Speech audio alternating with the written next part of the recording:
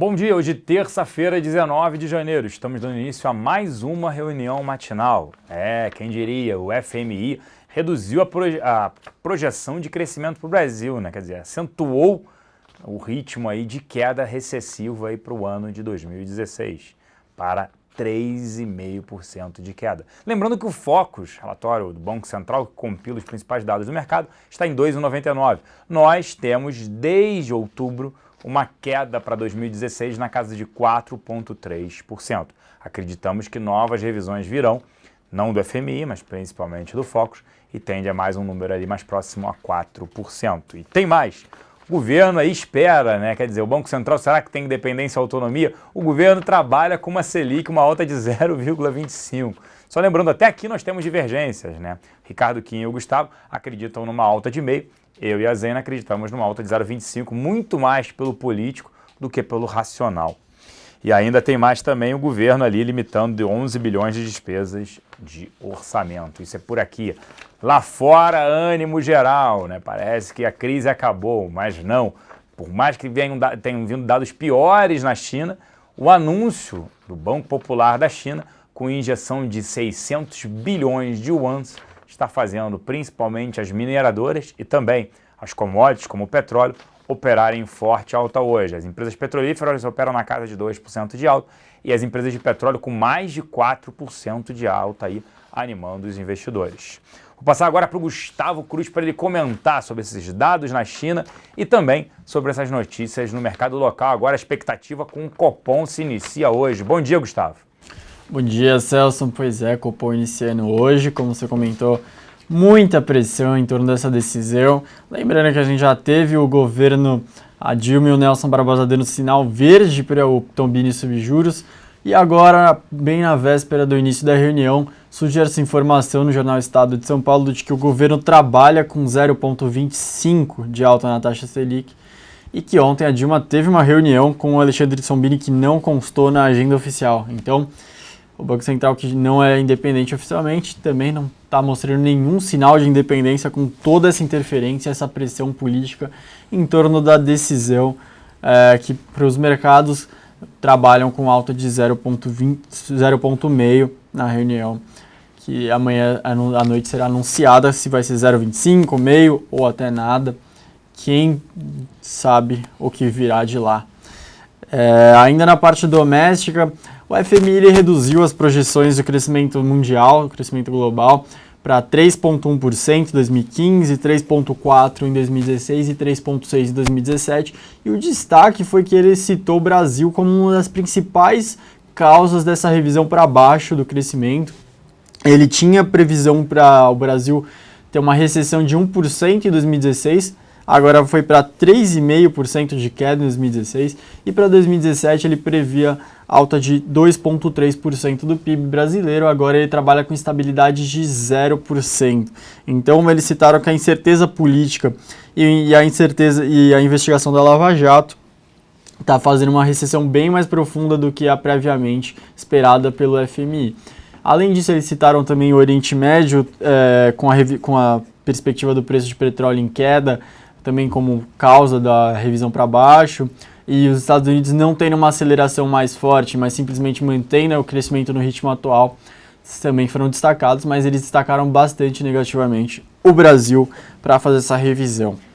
Na parte internacional, hoje a gente teve como destaque os dados da China, foram divulgados dados do PIB do último trimestre, que cresceu 6,8%, abaixo dos 6,9% aguardados pelo mercado. Também tivemos dados de produção de cereal e vendas no varejo. Com os 6,8% de alta no último trimestre, o PIB da China cresceu 6,9%, abaixo dos 7% da meta oficial do governo. Com isso, já surgiram várias especulações em torno de que o governo traria preparado para começar novas medidas de estímulos de crescimento por lá. E, além disso, o governo já anunciou 600 bi de yuans que serão injetados no mercado financeiro nos próximos dias, meses, para estabilizar a situação chinesa. Então, as bolsas têm reagido bem, elas acreditam que esses estímulos vão ajudar a China a desacelerar de uma forma mais ordenada. Então, ao contrário do esperado, mesmo com crescimento abaixo do esperado, os mercados reagem muito bem a essa notícia, porque contam com esses estímulos chineses, esses estímulos do governo. Ainda a gente teve indústria e vendas no varejo, as duas vieram abaixo também do esperado. As duas na comparação anual, indústria crescendo 5,9%, abaixo dos 6%, e vendas no varejo avançando 11,1%, abaixo do 11,3%. Dados bem fortes, mas de qualquer forma, como estamos falando de China, os dados abaixo do esperado desapontam um pouco os mercados. Ainda lá fora, as bolsas estão avançando e na Europa tem mais motivos para avançar. A gente teve o índice de expectativas da Alemanha recuando de 16,1 em dezembro para 10,2, mas ficou bem acima dos 8% projetados pelo mercado. Então o mercado achava que o índice de expectativa econômica ia cair pela metade, mas recuou só para 10,2, então reagem bem com isso. O outro ponto, um dos principais pontos na Europa atualmente, os dados de inflação. Eles avançaram 0,2%, acima ou segundo esperado pelo mercado, de alta de 0,2%. E o destaque negativo foi a revisão para baixo dos dados de novembro, de 0,2% para 0,1%. Antes de passar para o Celso, um último destaque. Além do Banco do Povo da China anunciar que vai fazer novas medidas, o Banco do Japão também, o Banco Central japonês, o presidente do banco japonês falou que vai fazer tudo o que for necessário, tudo o que tiver ao seu alcance para levar o Japão de novo para uma inflação para perto da meta de 2% oficial. Então, basicamente, ele sugeriu novos estímulos, o que for necessário ao longo do ano, ele vai fazer. Então, renovou a expectativa de novos estímulos no Banco Central japonês. Agora sim, vou devolver para o Celso. Espero que todos tenham um ótimo dia. A gente se vê novamente amanhã aqui, nesse mesmo horário, na reunião matinal. Com você, Celso. Obrigado, Gustavo. Por aqui o fluxo na casa ontem, os locais terminaram o dia net, vendedores em 6 milhões de reais, destaques na compra só para Ultrapar e JBS, destaques na venda para Itaú, Cielo, Petro 4, BB Seguridade e Itaúsa. Nas duas pontas, Bradesco, Vale 5, Brasil Foods e Cetip. Já os estrangeiros terminaram o dia net comprados, a gente teve um basket aí de 167 milhões de reais. Destaques na compra para Bradesco, Vale 5, Ambev, Brasil Foods e Itaúsa. Tá, esses foram os destaques aí, interessante esse basket de compra dos investidores estrangeiros olhando aí para o Brasil, 167 milhões de reais. Alguns desses ativos até nós concordamos, né? Itaúsa, Ambev, por exemplo, e até mesmo o Bradesco, mas Vale e Brasil Foods ainda não concordamos que é momento de comprar. Como se tem no início, né, mesmo com os dados piores do que o esperado na China, o Banco Popular da China, né, acabou anunciando aí a injeção de 600 bilhões de yuans, né? O mercado esperava por estímulos, eles vieram. E as ações, por exemplo, da Rio Tinto, mais cedo apresentavam alta de quase 5%, BHP alta de quase 6%, e as empresas petrolíferas, né, PetroChina e Royal Dutch, subiam mais de 2% no mesmo horário, um dia aí mais animado para as bolsas. Vale seguindo aí com a Samarco, a pressão sobre pagamentos de multas, recuperação do Rio Doce, teve até uma reunião o presidente da Vale junto com a presidente Dilma. Petrobras, venda de ativos, né, informações aí de que a Petrobras teria duas propostas, né, interessadas na Petrobras Energia, a empresa que fica na Argentina. Uma de 1 bilhão e 200 milhões de dólares e uma por 1,5 bilhão de dólares. Isso ajuda, mas não resolve o problema da empresa brasileira que pretende vender esse ano mais de 14 bilhões de dólares em ativos. Uzi Minas, né, encerrou a produção de Cubatão, como esperado, e mais demissões devem vir, 2.000 diretas e 2.000 empregados sendo demitidos indiretamente. Óbvio que isso segue mostrando aí o problema, o cenário extremamente complicado para o ativo, principalmente para o setor siderúrgico de chapas, no caso, Uzi Minas e CSN.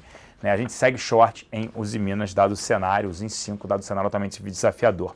A Hering reportou, duas empresas reportaram prévio operacional, a Multiplan e a Hering. Vamos primeiro para a Hering. A Hering eu vou chamar a atenção só para vendas mesmas lojas que seguem desacelerando, em queda. Queda foi de 5,1% no quarto trimestre desse ano, demonstrando a dificuldade em repassar preços e vendas também. O cenário segue altamente desafiador, a gente segue não recomendando exposição à Hering.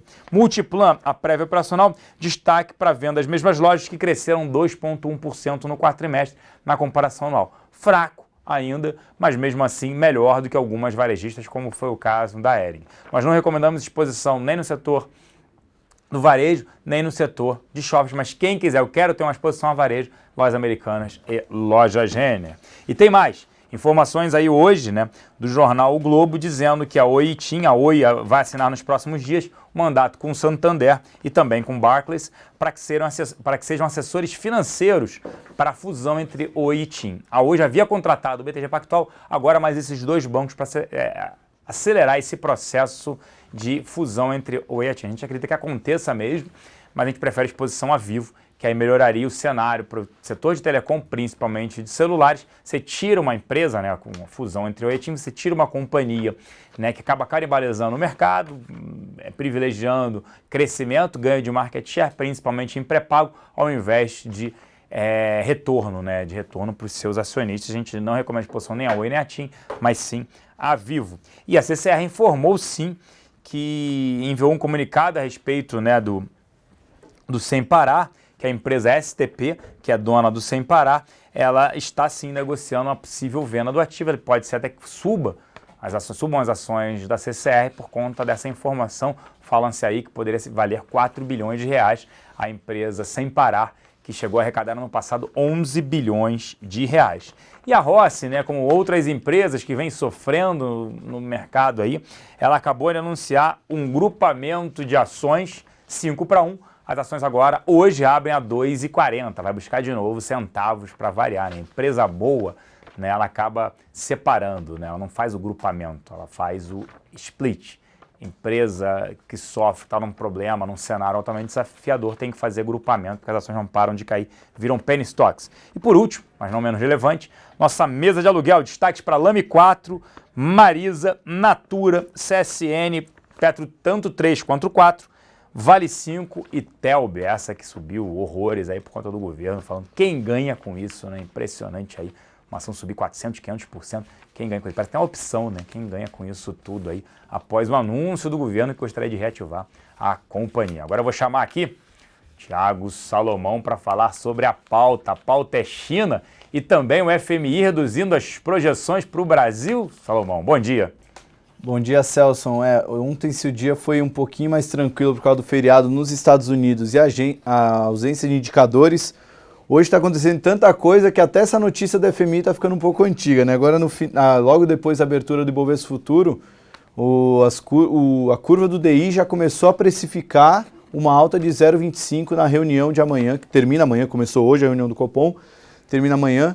Parece que o governo, o lado político está vencendo o lado econômico, né? Os economistas falam que era melhor subir os juros, mas a pressão política em cima do Banco Central deveria puxar os juros para baixo não, né? Mas pelo menos essa alta um pouco para baixo. A aposta de 0,25 já começa a se tornar uma realidade aí, Celso. Eu concordo, a gente aqui já vinha debatendo, né? Eu e a Zênia temos a mesma visão, uma alta de 0,25 deveria vir, o mercado já precificava, 90% do mercado precificava uma alta de meio, porque a curva precificava 0,46% de alta, então 90% basicamente do mercado precificava uma alta de meio, só que o político pesa mais forte nesse caso.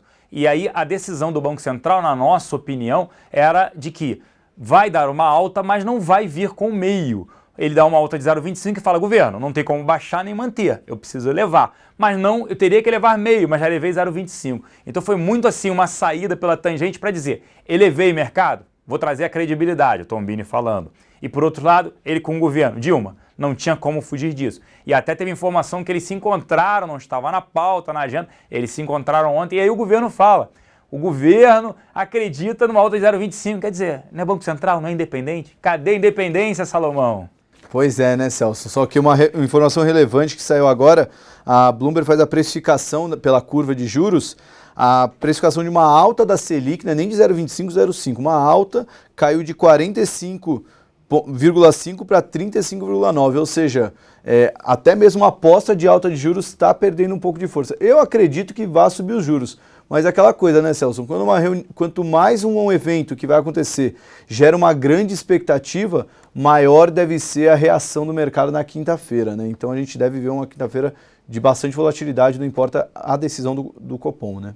Concordo, vou passar agora para vocês. Só lembrando que agora só volto, né, na quinta-feira, não apresento a reunião matinal nem na quinta-feira, só na sexta reunião matinal, porque eu vou estar viajando aí, dando palestras aí, até uma pela Infomoney, mas vou dar palestras aí visitando principalmente o sul do país, ajudando o brasileiro a investir melhor. Temos crise, mas temos muitas oportunidades de investimento, principalmente na crise. Uma excelente terça-feira, Salomão, um grande abraço e só até sexta-feira. Valeu, Celso, boa viagem, boas palestras, continua levando conhecimento para os investidores. Bom, agora a abertura do mercado, repercutindo todas as notícias de FMI, China e também a prévia do Copom, você vê agora no InfoMoney na Bolsa. Roda a vinheta.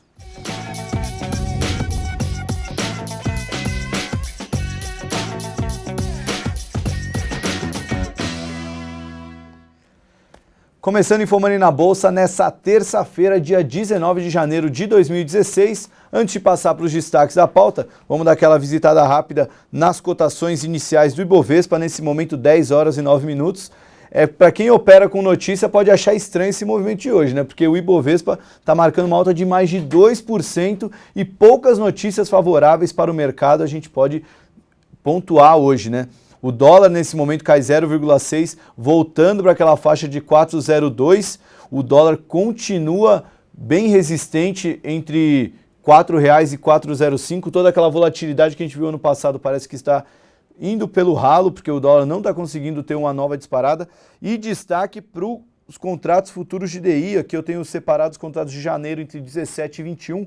Contrato de janeiro 2017, que fechou ontem a 15,60, já está 15,30, uma queda de 30 pontos base. A mesma coisa o contrato de janeiro 2018, que fechou ontem a 16,31, já está 16,03, quase 30 pontos base, ou seja, a curva, o DI curto, né, do mercado já está mostrando uma queda bem forte hoje, já digerindo o noticiário que a gente vai passar agora na pauta do InfoMoney. Bom, para começar a pauta, né, noticiário da China, para quem dormiu um pouco mais tarde ontem, já acompanhou os 3 indicadores da economia chinesa que vieram pior do que esperado, mas isso acabou sendo bom, né? A surpresa do mercado é essa, né? Nem sempre o indicador ruim vai ser mal recebido, porque o mercado avaliou tanto as vendas do varejo como o PIB, produção industrial da China, aquém do esperado, como quase que uma necessidade para estímulos do governo chinês, e com isso a China deve anunciar novos estímulos. Bom,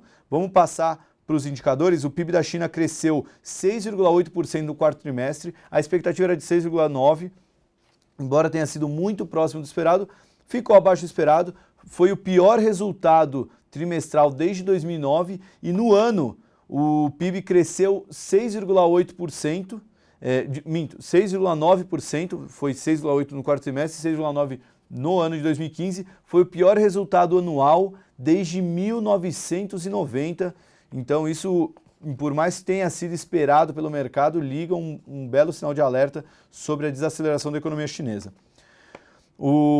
Ainda sobre China, as vendas do varejo cresceram 11,1% em dezembro contra 11,3% que era esperado pelo mercado, enquanto a produção industrial mostrou alta de 5,9%, abaixo dos 6% esperado pelo mercado e também abaixo dos 6,2% visto em novembro. Essa produção industrial foi de dezembro.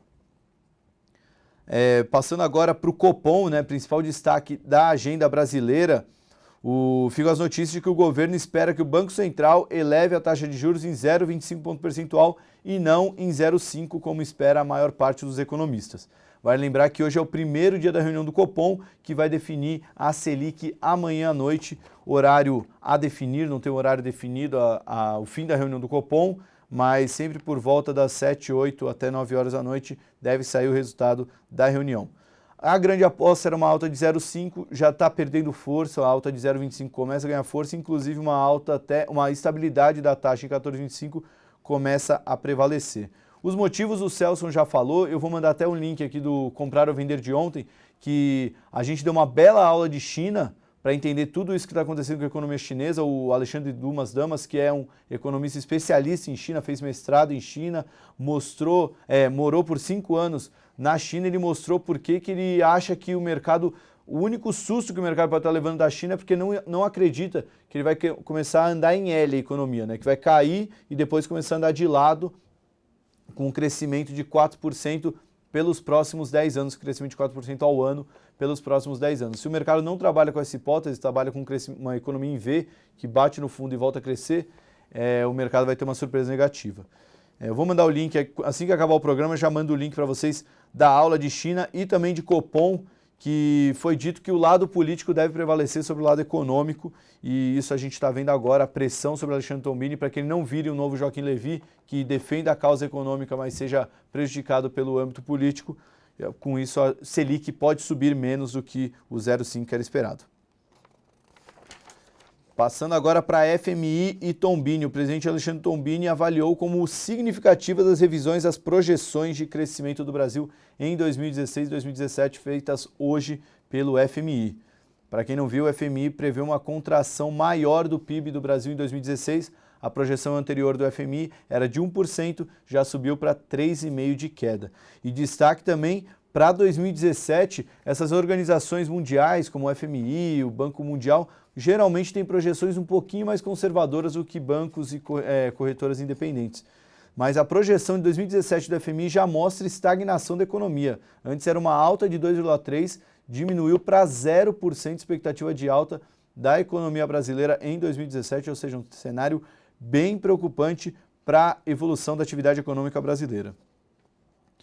Para fechar a pauta, o governo limitou as despesas do orçamento. Até 12 de fevereiro, o governo federal poderá gastar 135,6 bilhões de reais. O montante consta do decreto publicado hoje em edição extraordinária do Diário Oficial da União, limitando os gastos federais até a definição da programação orçamentária para esse ano. De acordo com o Ministério do Planejamento, que publicou a nota explicando os cortes orçamentários, o montante equivale a 1/12 do orçamento de cada ministério e órgão do Poder Executivo. O limite valerá tanto para despesas discricionárias, que são as não obrigatórias, quanto para gastos obrigatórios. Em relação aos gastos discricionários, o decreto limita o total para 11,02 bilhões de reais. Bom, passando agora para a pauta corporativa, vamos dar uma olhada primeiro como está o Ibovespa, nesse momento subindo 2,3%. Olha as ações da Vale repicando muito bem, hoje subindo mais de 7%. Realmente fica muito difícil operar uma ação como a Vale exatamente por esse movimento. Você fala, pô, mas a Vale está subindo 6%. Mas para você pegar esse movimento, você tinha que ter dormido com a ação, porque ela já abriu com uma forte alta, né? Vamos pegar aqui o preço de abertura da ação da Vale. A ação preferencial abriu a 7,36 e ela está agora a 7,41. A mínima do dia foi aqui, cadê a cotação mínima? 7,33, que já era uma bela alta em relação ao fechamento de ontem, que foi 6,95, ou seja, ela já abriu com uma alta de 38 centavos, né? Um movimento muito forte que só quem dormiu posicionado com o papel conseguiu pegar, e isso vale a pena até ficar de olho de por que esses trades, embora visualmente parecem muito bonitos, uma alta de 7%, não é tão possível, não é tão factível, né? Já que apenas quem dormiu com a ação da Vale ontem, sabendo que ele tem indicador de China, acabou pegando um movimento de alta como esse. Aparece também entre as maiores altas acompanhando o repique das commodities CSN, Petrobras, Bradespar e Petrobras Preferencial. Gerdau também aparece mais atrás, Uzi Minas também subindo na faixa de 3,9. As ações expostas à mineração e petróleo, né, o preço do minério e do petróleo, tem liderado as perdas e agora nos dias de repique vão acabar liderando as altas, é o que a gente chama das ações com um beta maior, né? O beta, que é a correlação da ação com o índice, elas acabam respondendo com maior força. Mas hoje o dia é predominantemente positivo, a única ação dentre as 61 que fazem parte do Ibovespa que está em queda hoje é a Hering, chegou a subir 1,7 na máxima do dia, mas está caindo agora 0,5, a Hering divulgou prévias operacionais, a gente vai falar delas. Primeiramente, um destaque fora do Ibovespa, o BTG Pactual divulgou resultado não auditado, algo não comum dos bancos, mas ele já divulgou o resultado não auditado, mostrando um avanço de 45% no lucro líquido em relação ao quarto trimestre de 2014, somando 1,23 bilhão de reais. Talvez seja uma forma de mostrar um sinal de calma para os investidores que têm as ações do BTG e estavam preocupados com o andamento da instituição desde a prisão do André Esteves em novembro do ano passado. O BTG também disse que limitará nesse momento a distribuição de dividendos ao mínimo requerido em seu estatuto social. Vai ser distribuído apenas 1% do lucro líquido para os acionistas e vai manter uma abordagem financeira prudente e conservadora. Nesse momento, a ação do BTG sobe 2,88, cotada a R$ 14,30.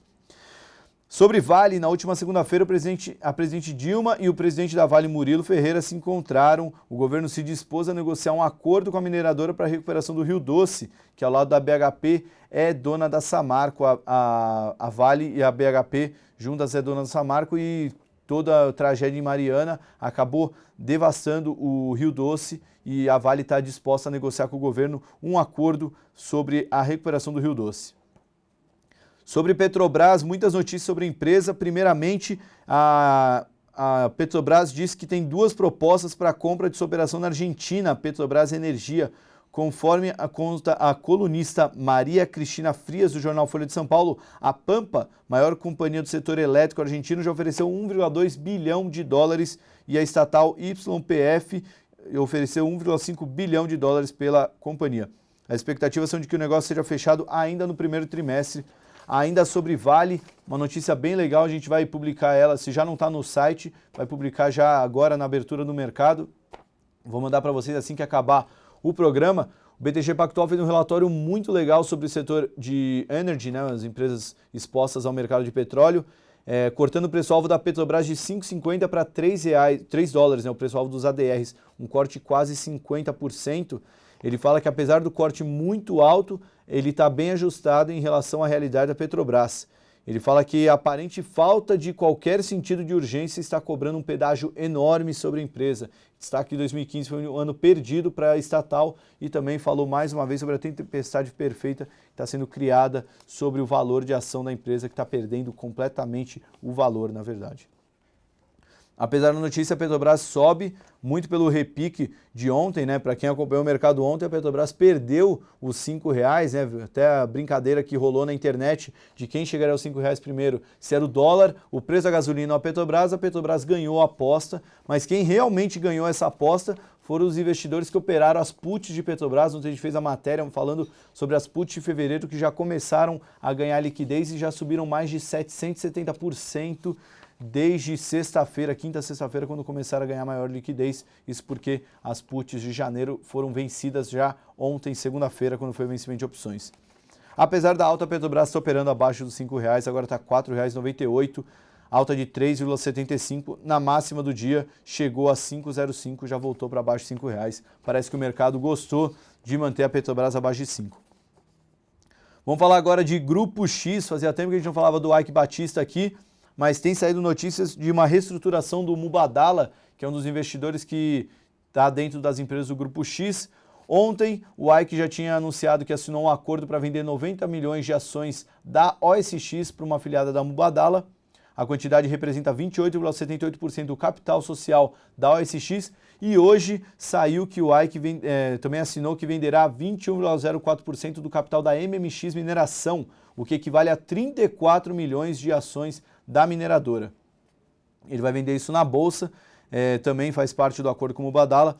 Com base no preço de hoje, essa venda será de 7,2 milhões de reais. Mas se a gente pegar o preço de 2013, essa venda seria de 920 milhões de reais, só para mostrar o quanto que o MMX caiu no mercado de 2013 para cá, uma queda de mais de 99%, acompanhando toda a derrocada do Grupo X. Para quem não acompanhava o mercado naquela época pode se espantar, mas as ações do Grupo X eram as mais negociadas na bolsa. OGX chegou a ser a ação mais negociada do mercado, fizeram parte do Bovespa, mas quando o império ruiu, as ações despencaram, saiu do índice e veio essas quedas drásticas e muitos investidores perdendo muito dinheiro com essas ações que somaram perdas de mais de 90%, todas elas. Partindo agora para o setor imobiliário, a gente vai falar das 3 empresas que soltaram prévias, né? Uma imobiliária, uma varejista e uma de shopping center. Para começar, no imobiliário, a Gafisa mostrou que as vendas cresceram no quarto trimestre com a retomada de lançamentos para média e alta renda no período e também um salto nas vendas da Tenda. Entre outubro e dezembro, o segmento da Gafisa, voltado para média e alta renda, foi responsável por 55,7% dos 14 novos lançamentos, e a Tenda viu os lançamentos crescerem 25,3% na comparação ano a ano. Assim, o resultado consolidado do trimestre mostrou um avanço de 182% nos lançamentos, informou a incorporadora na segunda-feira. Vamos ver como é que está a ação da Gafisa nesse momento. GFSA 3, pegar aqui dentro do home broker, a ação sobe 2,76% nesse momento no índice Ibovespa. Partindo agora para a Hering, uma das únicas ações que está operando em queda nesse momento, a ação da Hering, vamos ver se continua no campo negativo. Agora está acompanhada da JBS, mas a Hering cai quase 1%. Receita bruta da empresa foi de 607 milhões de reais no quarto trimestre, uma queda de 0,7% na comparação com 2014. Na comparação mesmo às lojas, que pega apenas as lojas que tinham abertas no quarto tri de 2014 com o quarto tri de 2015, as vendas caíram 3,3%. E pegando, no critério mesmo as lojas caiu 5,1%, As vendas em geral caíram 3,3%. A equipe do Santander fez uma análise sobre o resultado, falou que foi fraco, mas em linha com as expectativas. Mas os dados confirmam a expectativa de uma temporada de resultados fraco para a Hering e destacando que a ação continua a perder ímpeto. O setor varejista sofreu bastante ano passado, a Hering caiu bastante, mas no final do ano a ação mostrou um breve respiro, mas segundo o Santander ela já está perdendo esse ímpeto. No ano a Hering já cai 15%, nos últimos 12 meses queda de 26%. Ainda sobre prévias operacionais, a Multiplan mostrou um crescimento de 4,1% no quarto trimestre na comparação anual, somando 4,2 bilhões de reais nas vendas dos seus shoppings. Em relatório, o Itaú BBA falou que o cenário macro continua afetando as vendas das lojistas de shopping center dentro da cobertura dele, mas a Multiplan conseguiu entregar números resilientes. Vamos ver como é que a ação está reagindo nesse dia de euforia no mercado. Nesse momento a Multiplan, pegar aqui o ticker dela, Multi3, subindo também na faixa de 2%, 39,58. Hoje é um dia de euforia no mercado, acaba sendo difícil distinguir o que é boa notícia e o que está simplesmente subindo por euforia. Outra que também está subindo hoje é a TIM, assim como a Gol, a Oi, a TIM e a Oi que aparecem, a Oi nesse momento aparece como a maior alta do Ibovespa, mas elas vêm caindo muito forte nos últimos dias. Quem acompanha o mercado nos últimos meses tem visto a novela entre Oi e TIM, da fusão, que fala que vai rolar, não vai mais rolar. Dessa vez saiu mais uma nova notícia. A Oi, segundo informações do Globo, citando uma fonte não identificada do setor, a Oi vai assinar nos próximos dias um mandato com Santander e Barclays para serem assessores financeiros na preparação da proposta de fusão com a TIM. Até agora a Oi contava com o BTG Pactual como único parceiro para trabalhar no processo de consolidação, mas os bancos europeus vão trabalhar em conjunto com o BTG, segundo informações do Globo, citando um executivo não identificado no setor. Segundo o jornal, a Oi não quis comentar o assunto, mas a ação sobe 7,75% nessa primeira hora de bolsa. No acumulado do ano, a ação já cai 21%, nos últimos 12 meses já caiu 70%, mesmo com essa forte alta. Bom, fechando a pauta aqui, vamos falar rapidamente de CCR, confirmou que recebeu uma proposta de um investidor estrangeiro sobre a Semparar, empresa que ela é acionista indireta. A transação tem potencial para movimentar até 4 bilhões de reais se o grupo estrangeiro FleetCor ficar com 100% do negócio. Ainda sobre empresas, vamos falar de Rossi, que anunciou o grupamento. É como o Celso já falou no reunião matinal, empresa boa não agrupa, Empresa boa faz o desdobramento, mas ela teve que fazer o grupamento, como aquelas empresas que estão valendo menos de R$1, estão travando aquela guerra com a Bovespa, porque quem ficar abaixo de R$1 por 30 pregões consecutivos vai sofrer sanções, multas e até suspensão de negócios. Ela fez o grupamento de 5 ações se tornaram uma.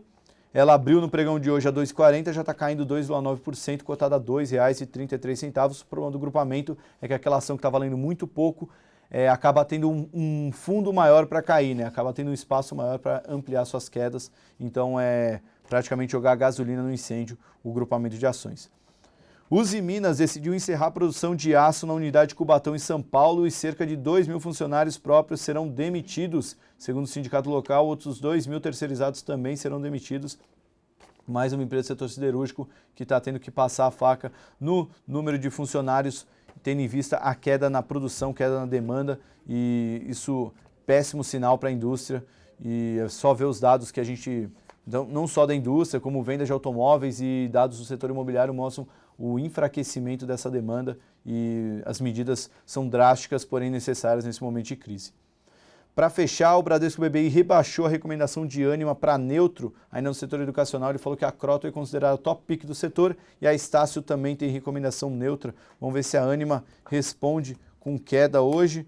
A Ânima está cotada estável a 10,60 sem reagir à notícia. Bom, de destaque da pauta é esse. Fique de olho, 12h30 que os Estados Unidos voltam para o mercado. Ontem foi feriado de Martin Luther King, então as bolsas permaneceram fechadas.